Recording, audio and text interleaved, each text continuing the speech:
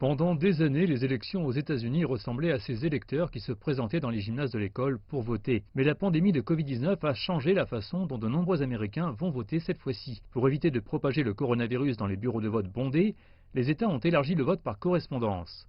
Au moins les 3/4 des électeurs américains seront désormais autorisés à voter par la poste. Dans certains États, les électeurs recevront automatiquement des bulletins de vote par la poste. Dans d'autres, les électeurs doivent en faire la demande. Les bulletins de vote par la poste sont déjà en route en Caroline du Nord.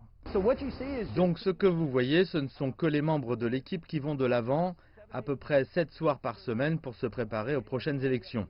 Mais tout le monde ne soutient pas les nouvelles procédures. Le président Donald Trump, qui votera pour ses propres absents, affirme que le vote par la poste pourrait conduire à une tricherie généralisée. Le courrier universel est une chose très dangereuse, c'est plein de fraudes et toutes sortes d'autres choses qui peuvent arriver.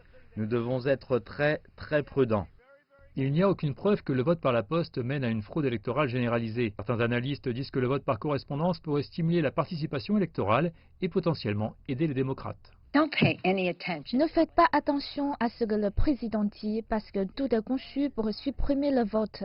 Alors que des millions d'Américains se préparent à voter par la poste, on craint que la poste ne soit pas en mesure de gérer l'afflux des bulletins de vote. Certains craignent que le directeur général du président Trump ne s'apprête à ralentir délibérément le service postal. Certaines machines de tri du courrier ont été retirées du service et des boîtes postales ont été retirées aussi. Le maître de poste nie les actes répréhensibles et dit que le bureau de poste sera prêt.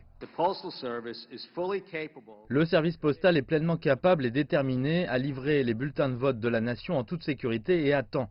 Ce devoir sacré est ma priorité numéro 1 d'ici le jour des élections. Pour apaiser la crainte que les bulletins de vote soient perdus par la poste, certaines régions mettent en place des boîtes comme celle-ci pour que les électeurs déposent leurs bulletins en personne.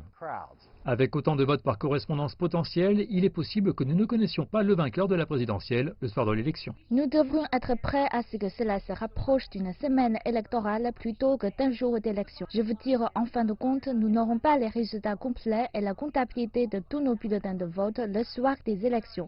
Nous le savons déjà. Les campagnes de Trump et Biden se préparent à des batailles judiciaires après le jour de l'élection si les résultats sont proches.